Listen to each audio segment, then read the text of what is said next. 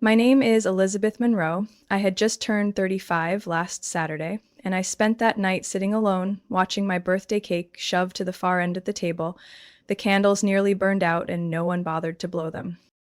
My living room in Cedar Rapids was packed. Laughing, cheering, toasting, but every single bit of it was for my younger brother, Brandon. It wasn't his birthday. No, it was because Brandon had just landed an internship at the Iowa State Prosecutor's Office.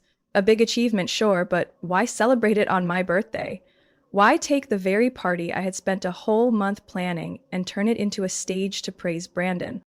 I sat quietly in the corner, wearing an old denim dress I bought from Goodwill, my hands clenched tightly under the table to stop them from shaking.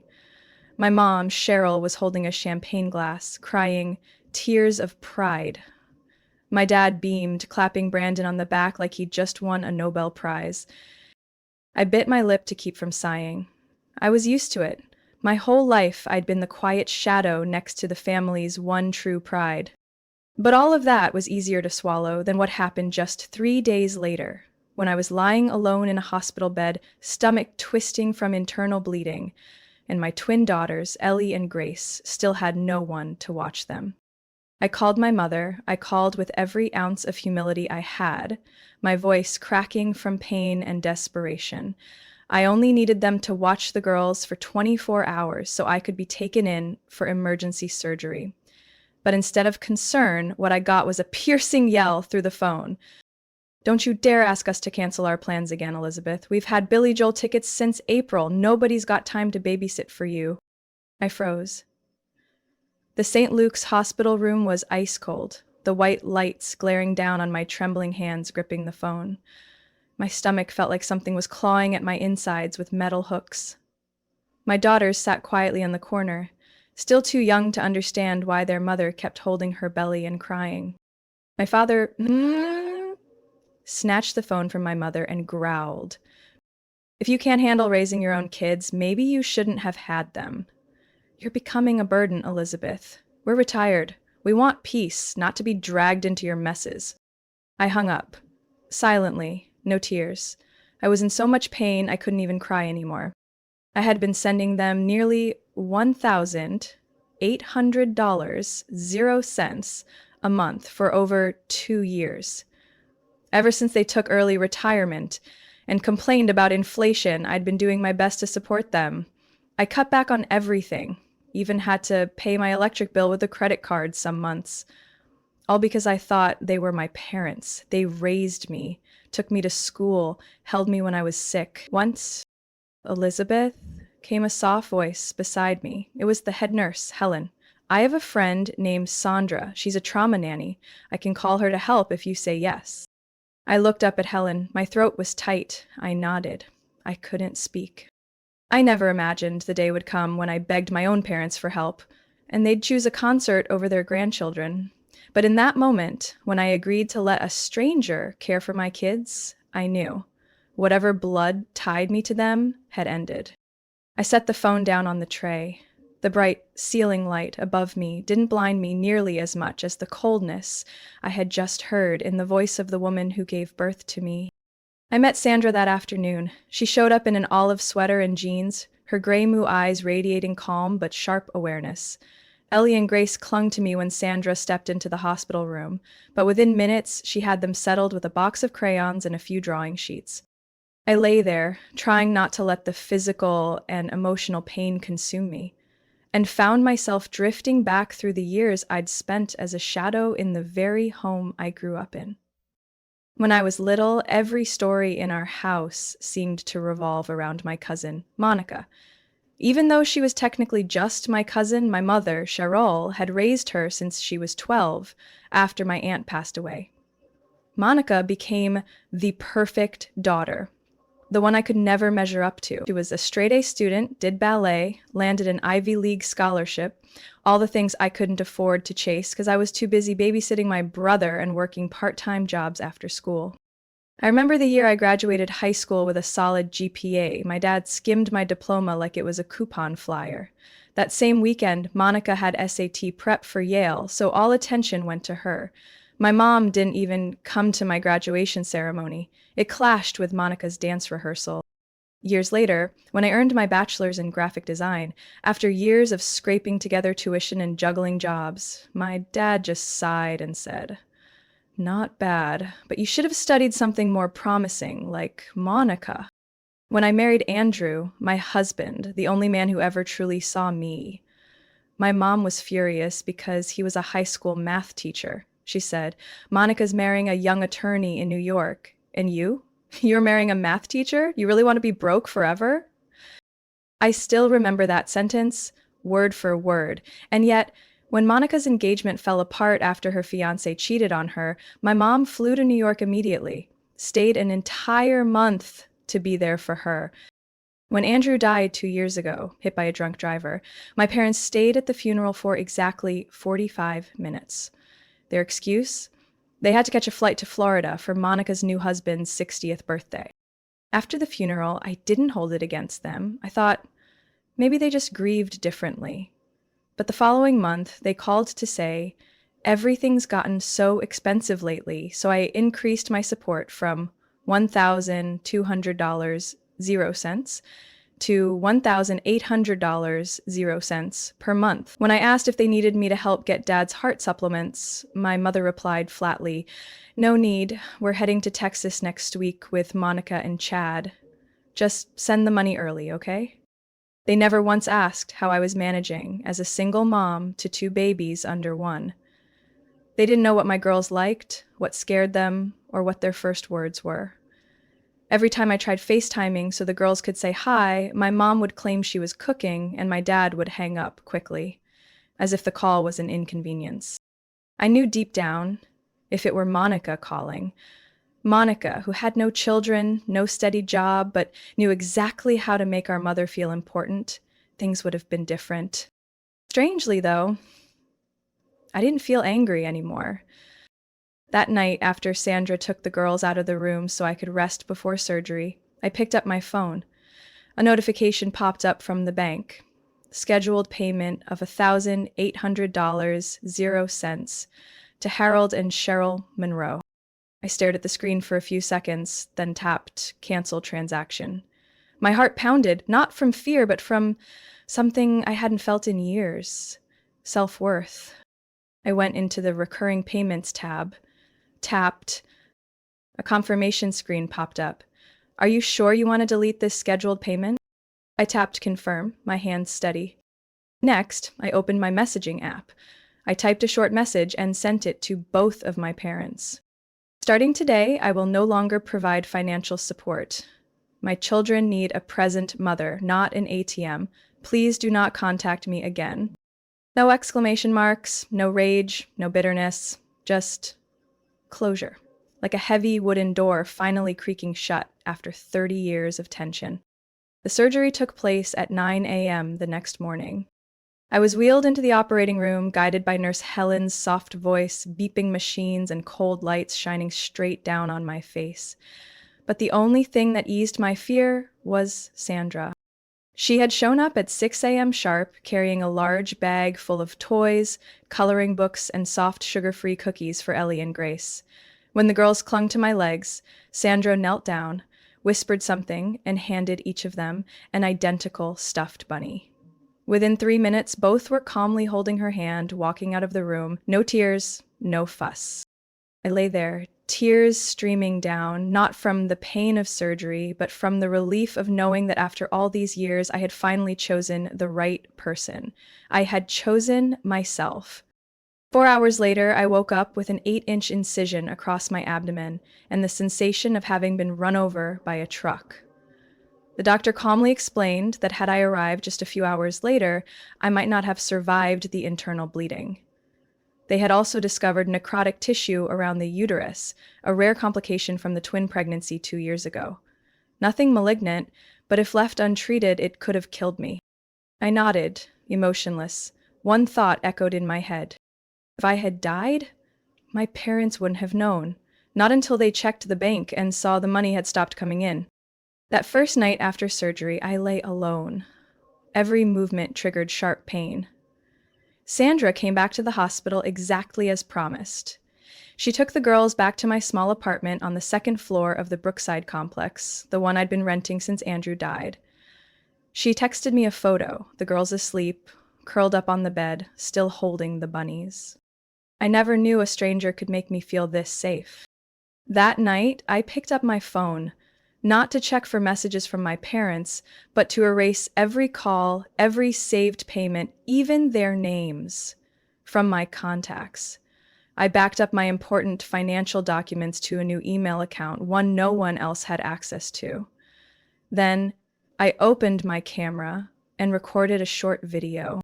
In the video, I wore a hospital gown. My voice was hoarse but clear.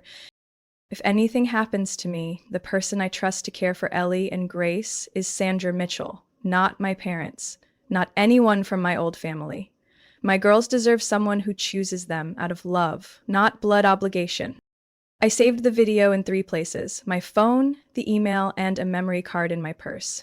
The next day, when Sandra returned, I handed her the card and said, "I trust you." She didn't ask anything, just nodded. The day I was discharged, it rained. Room 204, where I'd spent the past several days, had become oddly familiar. On the table were the last soft cookies Sandra had brought, and a drawing from Grace of her mommy in a hospital bed beside 2 teddy bears holding hands. I went home in an old SUV driven by Jack, Andrew's best friend, the only one still in touch since the funeral. As I stepped into the apartment, the girls ran toward me, wrapping their arms around my legs. Ellie whispered, "Does it hurt, Mommy?" Grace stood on her tiptoes and kissed my belly gently. I couldn't speak. My throat tightened. Sandra had already made chicken soup. She asked if I needed someone overnight. I shook my head. But just before she left, I asked, "Would you be willing to stay on long term? I'll find a way to manage financially. I can't trust anyone else anymore." Sandra smiled and nodded, and just like that, she became part of our family, the part I chose.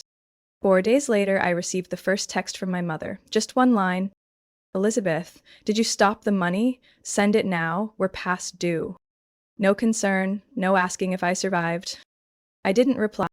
3 days after that, my father called 7 times, then started texting. "We raised you your whole life, and this is how you repay us?" I read it calmly, almost amused by how predictable it was. I sent one message back. "I don't owe either of you anything. From now on, do not contact me." After that, I blocked their numbers. For the first time, silence didn't feel like loneliness. It felt like freedom. That night, as I turned off the lights in my bedroom and listened to my daughter's soft breathing beside me, I whispered into the dark, "Mommy's back. Not the old mommy, the new one, stronger, sharper, and she will protect you with everything she has." I got a message from Monica on a Tuesday night while I was reviewing my expenses and adjusting my work schedule. She wrote, "Mom says you're sulking over something silly. Are you okay? I heard you had some minor procedure." Minor procedure? I stared at the screen. A surgery to remove necrotic uterine tissue that nearly killed me, reduced to 2 words, minor procedure. I didn't respond right away. I sat there, gripping my phone, remembering all the times Monica had been protected, excused, and praised, while I was treated like someone who always exaggerated things for attention. In a mix of anger and despair, I opened my messages, attached every medical report, post-op prescription, and even a scan photo the doctor printed out for me. Along with it, I typed, "Monica, I'm not sulking. I nearly died." I called Mom and Dad for help, watching Ellie and Grace during emergency surgery. They said no because they had concert tickets, believe it or not. That's the truth. 10 minutes later, Monica FaceTimed me. When I picked up, her face appeared with wide, stunned eyes, none of her usual smugness. "They told me you were just having a routine checkup, that you were overreacting and using it as an excuse to stop sending money. I thought you were mad over money." "No," I said, looking straight into the camera. "I'm mad because they chose music over their grandkids' heartbeat. I'm mad because they see me as a walking wallet. Nothing more. Monica went silent for a long moment. Then, in a smaller voice, I'm sorry, I didn't know. I truly didn't. I didn't reply. I was used to apologies that came without change. But what I didn't expect was her calling again the next morning, this time from my parents' driveway. Sis, I'm standing outside their house. I just walked out. I couldn't take it. They were yelling about how you're the ungrateful daughter. And, whew, there's something else you need to know. I stayed quiet. They've been telling the whole family that you're paranoid, that you threatened to cut them off if they didn't give you more attention.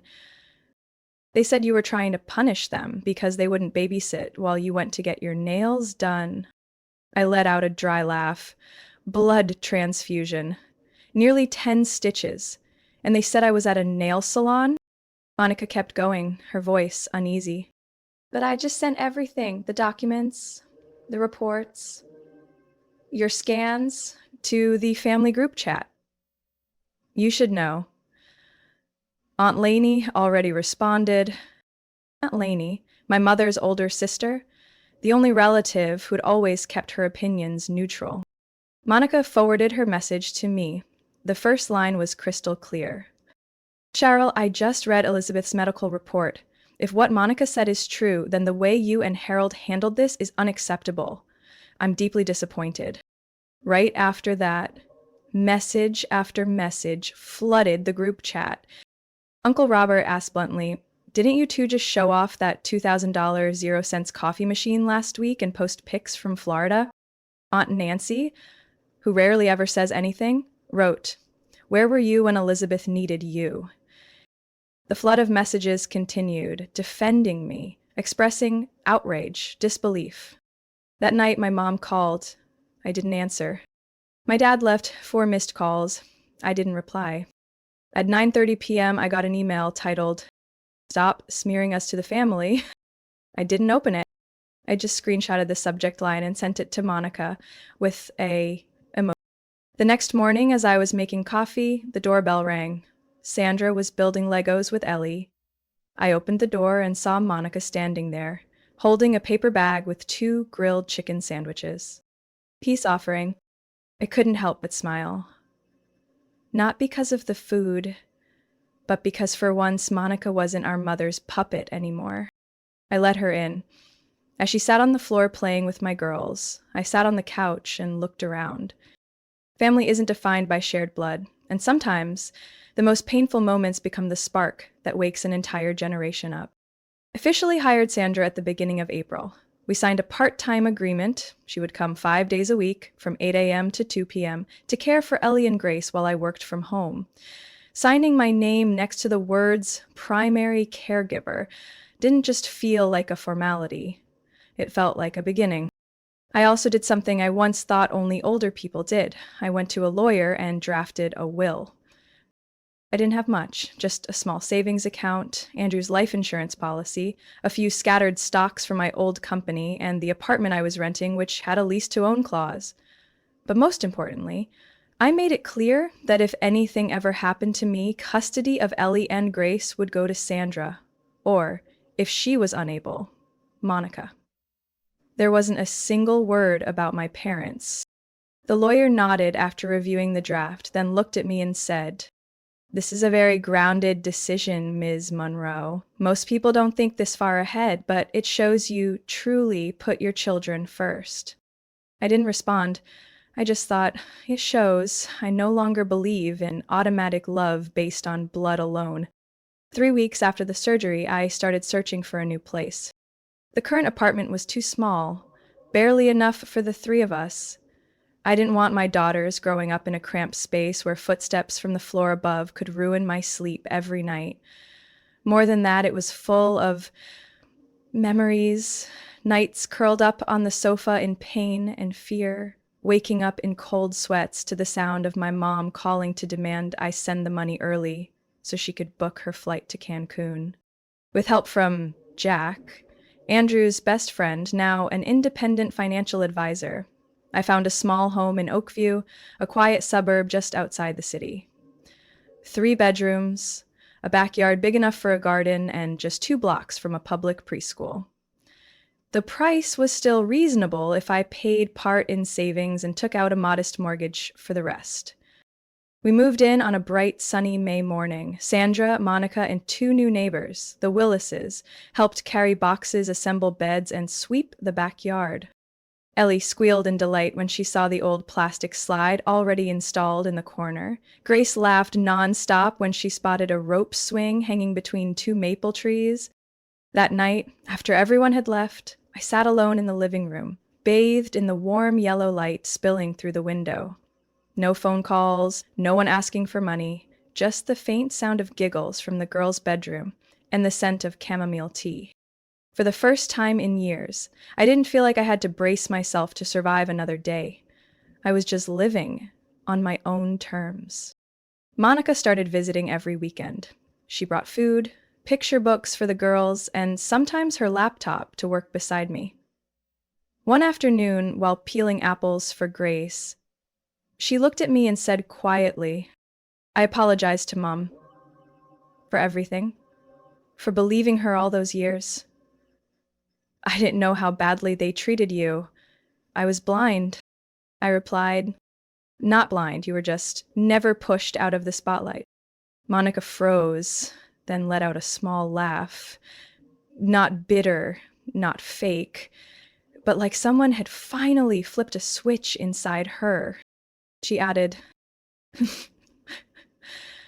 "I think if Mom still refuses to understand, then maybe we write our own definition of family.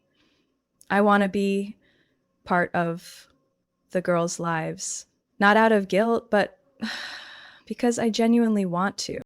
I nodded. No promises needed. Actions were enough. I also started taking on memorial website design projects. It all began with a page I made to remember Andrew. Simple, heartfelt. I shared it in a support group for widowed moms, and 6 people messaged me asking, "Can you make one for me too?"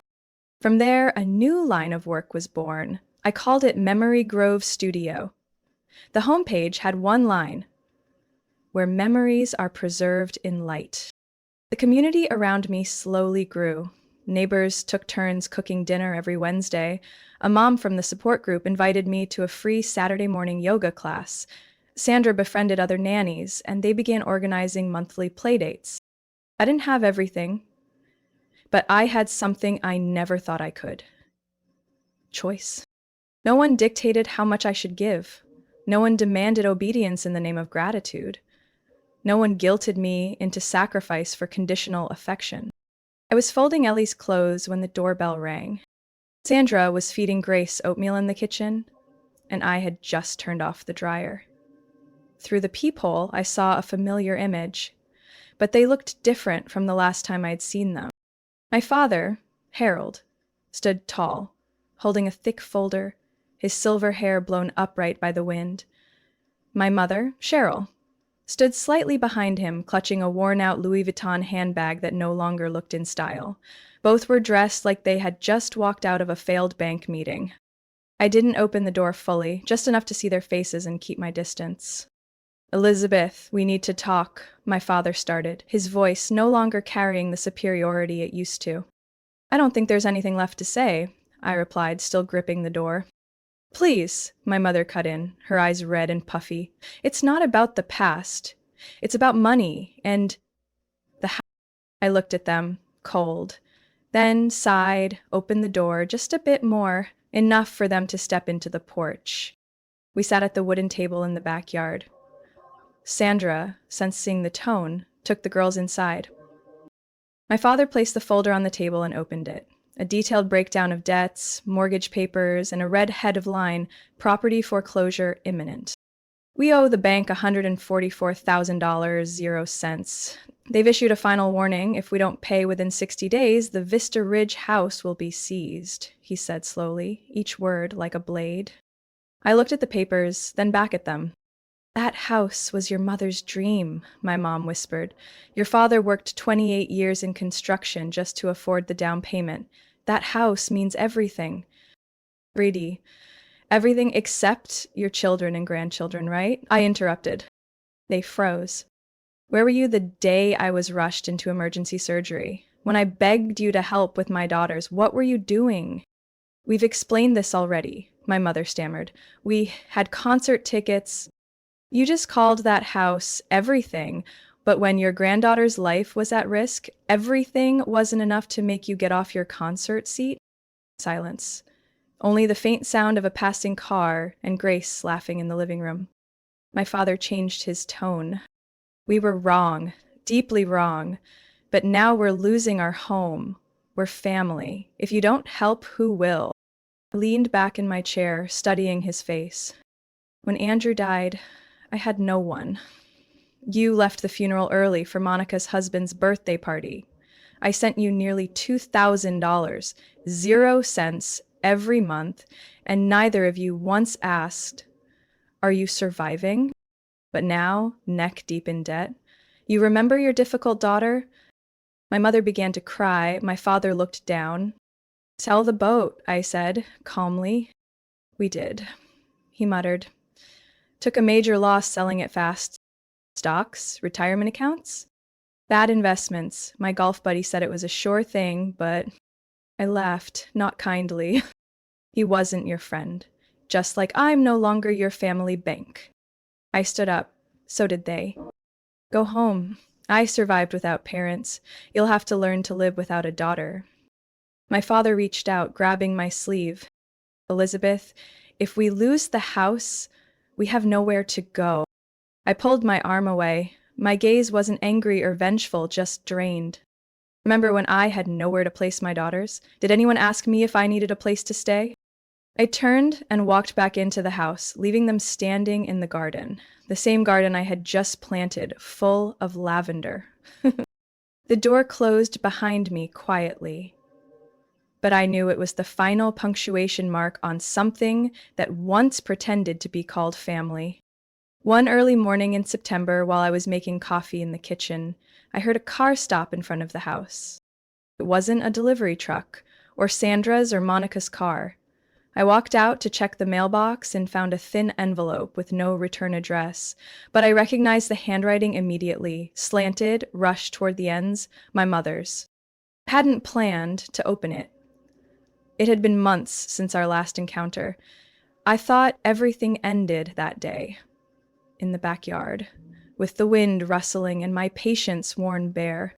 Still, I brought the envelope inside and placed it next to my steaming coffee mug. I opened a letter. "Dear Elizabeth, if you're reading this, then maybe, just maybe, your heart softened a little. I'm not asking for forgiveness. I just want you to know things have changed. Your father and I sold the house. We missed the final payment, and the bank foreclosed. It's all gone. The watch your grandfather left, pawned. The boat, of course, has been long gone. We're now renting a small apartment in Maple Hollow. No balcony, no private washer, but it's clean and quiet. After everything that happened, I started therapy," Monica insisted. "At first, I thought it was ridiculous, but over time, I was forced to face myself, to face the blame, the control, the way I failed to love you the way a mother should. I realized I was jealous of my own daughter. I resented that you lived kindly, strongly, and didn't need me." I paused. The sting behind my eyes came on fast, not out of pity, but because someone had finally named the pain I had carried for 35 years. To be envied by the woman who gave me life. The letter continued, telling me about my father, Harold, who used to carry himself like a king and treat me like a bad investment. Now he was working night shifts at an electronics store near their apartment. The job wasn't stable, the pay wasn't much, but it kept them afloat. The letter ended with one short line. "And if you're not ready, I understand. But if there ever comes a day you want to talk, just talk. Your father and I will be here. We won't ask for anything. Just to see our granddaughters from afar would be more than we dare to hope." I folded the letter, said nothing. That night, Monica stopped by with homemade apple pie and new toys for Ellie and Grace. Once the girls were asleep, I handed her the letter. She read it silently, Then, folding it gently, said in a low voice, "You know Mom hasn't slept well for months, right? And Dad, he doesn't talk about it, but since he started working again, he's changed. No more complaining, no more guilt tripping. I think they're really trying." I leaned back into the couch and stared at the ceiling. "They only changed because they lost everything, Monica. Because they had no other choice." "Maybe," she nodded. "But sometimes it takes that kind of loss for people to finally learn what they should have known all along." I didn't answer. I don't believe in convenient transformations, but I believe in evidence. And the evidence was this. They didn't call, didn't text. They just sent a letter. No pressure, no demands. They didn't burst in like a storm, they knocked like a gentle breeze. I didn't know if I'd ever open the door again, but for the first time, I hadn't locked it. 2 weeks later, I saw them by chance. I had taken Ellie and Grace to the public library for a children's story hour. While waiting in line to check out some books, I noticed a man 2 aisles away, wearing a faded gray shirt and holding a small canvas tote. It was my father. He hadn't seen me. He was talking to the librarian, his posture quiet, humble. I didn't approach him. I held my daughter's hands and quietly walked out of the library. But in my heart, I felt no anger. I hadn't forgiven. I hadn't forgotten, but I understood. Some people have to fall to their lowest point before they realize how many others they stepped on to climb up. I agreed to meet my parents on a Sunday morning in early winter. Monica was the one who arranged it. She picked a small cafe on the corner of Riverbank Street, quiet enough and far enough from my neighborhood that my girls wouldn't accidentally run into them. I arrived on time, wearing a navy turtleneck sweater, my hair pulled into a neat bun, no makeup. Looking in the mirror before walking in, I saw that my eyes no longer searched for approval. I wasn't here to rekindle what used to be called family. I was here to draw a line. For them and for myself. They were already seated. They stood as I walked in. My mother, Cheryl, wore a light gray wool coat, her eyes more sunken than the last time I saw her. My father, Harold, still carried himself with upright posture, but his back had a slight bend to it now. On the table sat 2 untouched cups of black coffee and 1 empty chair between them. I pulled out the chair and sat. No one spoke for a few seconds. Finally, my father broke the silence. "Thank you for coming." I nodded. No smile, no words. My mother clasped her hands in her lap, looked at me for a moment, and finally whispered, "Seeing you like this, I barely recognize you. You look strong." I met her eyes. Because I'm no longer the child crying in the emergency room, waiting area, begging someone to come help me. Silence. I continued, "Here's what I'm willing to offer. You can see the girls, but on my terms. Monica or Sandra will be present at every visit. No talking about the past in front of them. And the moment I sense any emotional harm to the girls, this ends immediately. Is that clear?" My mother nodded repeatedly. My father stayed still, his face drawn. Not angry, but ashamed. "Understood," he said quietly. "We agree." I picked up my water glass and took a sip. I don't want the girls growing up without knowing their grandparents, but they will only know a version of you that is kind, stable, and free of manipulation. If you can't be that version, then it's better they never know you at all. My mother's breath hitched. I'm not asking for anything. I just want to see them smile, to hear one of them call me Grandma. I sighed for the first time since I sat down. Grandma is just a word, trust is a journey. If you want to hear that word from them, you'll have to walk the full length of that road. No one said anything more. We sat in silence for a few more minutes. When I stood, I didn't hug anyone. I just left a handwritten note on the table with the first scheduled visit. Saturday afternoon, 3 p.m., Oakview Central Playground. Monica will be there. No gifts. No mention of the hospital. At the first visit, Ellie and Grace ran straight to the swings, like they always did. I walked them to a bench under a tree. My parents were already there. No toys, no gift bags, just them. Older, quieter, smaller in my daughter's eyes. Grace looked at Harold, unsure. Ellie clung to my hand. I sat beside them and said plainly, "This is Harold, this is Cheryl. They're Mommy's parents." The girls said nothing, but they didn't cry. I let it unfold naturally. My mother pulled out an old picture book from her bag and held it up. "I used to read this to your mom when she was little. Want to try?" Ellie tilted her head at me. I nodded. For the rest of the afternoon, Cheryl read, slowly, her voice unsteady, but never straying from the story. My father sat beside her, pointing to each drawing, saying nothing more than needed. I stood a few feet away, observing, evaluating, and what I saw wasn't two people trying to take something back. It was two people too humbled to expect anything more. That night, while bathing the girls, Ellie asked, "Mommy, is that lady really your mom?" I nodded. "Then why don't you call her Mom?" I wrapped her hair in a towel and answered gently, "Because sometimes we have to call things what they truly are, not what we wish they were." Ellie asked no more, and then I felt something ease inside me. I didn't return as a daughter searching for love. I came as a mother, one who rewrote the rules, drew the line, and protected the peace I had fought for with blood, tears, and severance. And that, to me, is the truest form of love. Elizabeth's story is a powerful reminder that blood doesn't guarantee love, and forgiveness is never an obligation. In real life, many silently shoulder family burdens despite deep emotional wounds. But like Elizabeth, when we dare to set boundaries, choose ourselves, and protect what matters most, our children, peace, and dignity, we don't just escape toxic ties. We become a stronger, clearer, more whole version of ourselves. What do you think about Elizabeth's decision? Would you have done the same in her place? Share your thoughts below, and don't forget to follow the channel for more heartfelt stories about family and life.